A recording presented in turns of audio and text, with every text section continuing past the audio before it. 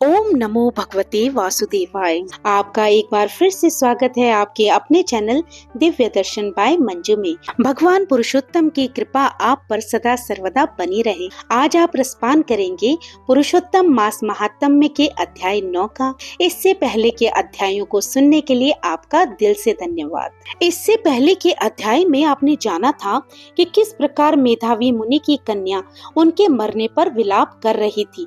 उसके आगे का जो भी वृतांत है उसे अब आप सभी ध्यान पूर्वक सुनिए। सूत बोले, तदंतर विस्मय से युक्त नारद मुनि ने मेधावी ऋषि की कन्या का अद्भुत वृतांत पूछा। नारद जी बोले, हे मुने, उस तपोवन में मेधावी की कन्या ने बाद में क्या किया और किस मुनि श्रेष्ठ ने उसके साथ विवाह किया? श्री नारायण बोले, अपने पिता को स्मरण करते करते और बराबर शोक करते करते उस घर में कुछ काल उस कन्या का व्यतीत हुआ। युद्ध से भ्रष्ट हुई हरणी की तरह घबराई, शून्य घर में रहने वाली, दुख रूप अग्नि से उठी हुई भाप द्वारा बहते हुए अश्रु नेत्र वाली, जलते हुए हृत कमल वाली, दुख से प्रतिक्षण गर्म श्वास लेने वाली, अति दीना घिरी हुई सर्पणी की तरह अपने घर में संरुद्ध, अपने दुख को सोचती और दुख से मुक्त होने के उपाय को न देखती हुई उस कृशोदनी को उसके शुभ भविष्य की प्रेरणा से संतावना देने के लिए उस वन में अपनी इच्छा से ही पर क्रोधी, जिनको देखने से ही इंद्र भयभीत होते हैं, ऐसे जटा से व्याप्त साक्षात महादेव के समान भगवान दुर्वासा ऋषि आए। हे नारद, भगवान कृष्ण ने राजा युधिष्ठिर से कहा कि हे राजेंद्र, वह दुर्वासा आए जिसको कि आपकी माता कुंती ने बालपन में प्रसन्न किया था। तब उन सुपूजित महर्षि ने देवताओं को आकर्षण करने वाली विद्या उन्हें दी। और हे भोपाल, जिन्होंने सब देवताओं से नमस्कार किए जाने वाले मुझको भी रुक्मणी के साथ रथ में बैलों की जगह जोता। दुर्वासा को बैठाकर रथ खींचते हुए जब हम दोनों मार्ग से चलने लगे, तब चलते चलते मार्ग में अति तीव्र प्यास से रुक्मणी के तालू और होंठ सूखने लगे।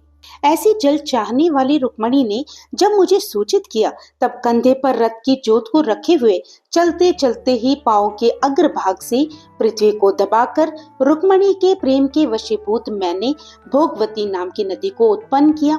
तब वही भोगवती ऊपर से बहने लगी। अनंतर उसी के जल से हे महाराज, रुक्मणी की प्यास को मैंने बुझाया। इस प्रकार रुक्मणी की प्यास का बुझना देख उसी क्षण अग्नि की तरह दुर्वासा क्रोध से जलने लगे और प्रलय की अग्नि के समान उठकर दुर्वासा ने श्राप दिया।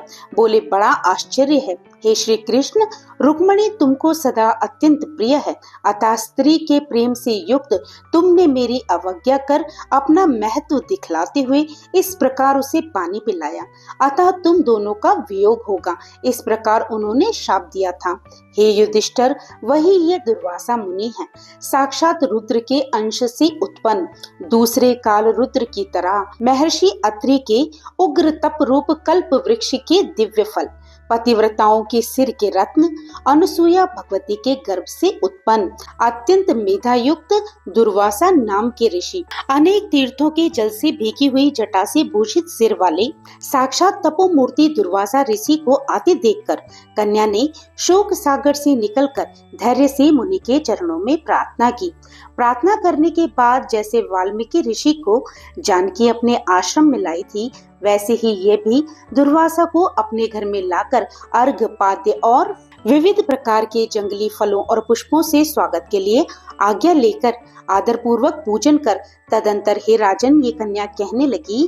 कन्या बोली, हे महाभाग, हे अत्रि कुल के सूर्य, आपको प्रणाम है। हे साधु, मुझ अभाग्य के घर में आज आपका शुभागमन कैसे हुआ? हे मुने, आपके आगमन से आज मेरा भाग्योदय हुआ है, अथवा मेरे पिता के पुण्य के प्रभाव से प्रेरित मुझे संतावना देने के लिए ही आप मुनि सत्तम आए हैं। आप जैसे महात्माओं के पांव की धूल जो है वे तीर्थ रूप है। उस धूल का स्पर्श करने वाली मैं अपना जन्म आज सफल कर सकी हूँ। आज मेरा व्रत भी सफल है। आप जैसे पुण्यात्मा के जो मुझे दर्शन हुए, अतः आज मेरा उत्पन्न होना और मेरा पुण्य सफल है। ऐसा कहकर वह कन्या दुर्वासा के सामने चुपचाप खड़ी हो गई। तब भगवान शंकर के अंश से उत्पन्न दुर्वासा मुनि मंद हास से युक्त बोले। दुर्वासा बोले, हे द्विजसुते, तू बड़ी अच्छी है। तूने अपने पिता के कुल को ताड़ दिया। ये मेधावी ऋषि के तप का फल है जो उन्हें तेरी जैसी कन्या उत्पन्न हुई। तेरी धर्म में तत्परता जान कैलाश से मैं यहाँ आया और तेरे घर आकर तेरे द्वारा मेरा पूजन हुआ। हे वरारोहे, मैं शीघ्र ही बद्रिकाश्रम में मुनीश्वर सनातन नारायण देव के दर्शन के लिए जाऊंगा, जो प्राणियों के हित के लिए अत्यंत उग्र तप कर रहे हैं। कन्या बोली, हे ऋषि, आपके दर्शन से ही मेरा शोक समुद्र सूख गया। अब इसके बाद मेरा भविष्य उज्जवल है, क्योंकि आपने मुझे संतावना दी। हे मुने, मेरी उस प्रादुर्भूत बड़ी भारी ज्वाला युक्त दुख रूपी अग्नि को क्या आप नहीं जानते? हे दया सिंधु, हे शंकर, उस दुखाग्नि को शांत कीजिए। मेरे विचार से हर्ष का कारण मुझे कुछ भी दिखलाई नहीं देता। न मुझे माता है, न पिता, न तो भाई है जो धैर्य प्रदान करता। अतः दुख समुद्र से पीड़ित मैं कैसे जीवित रह सकती हूँ? जिस जिस दिशा में मैं देखती हूँ वह दिशा मुझे शून्य से प्रतीत होती है। इसलिए हे तपोनिधे, मेरे दुख का निस्तार आप शीघ्र करें। मेरे साथ विवाह करने के लिए कोई भी तैयार नहीं होता। इस समय मेरा विवाह न हुआ तो मैं फिर वृषलीशूद्रा हो जाऊंगी, ये मुझे बड़ा भय है। उस भय से न मुझे निद्रा आती है और न भोजन में मेरी रुचि होती है। हे ब्राह्मण, अब मैं शीघ्र ही मरने वाली हूँ, ये मेरा इस समय निश्चय है। ऐसा कहकर आंसू बहाती हुई कन्या दुर्वासा के सामने चुप हो गई। तब दुर्वासा कन्या का दुख दूर करने का उपाय सोचने लगे।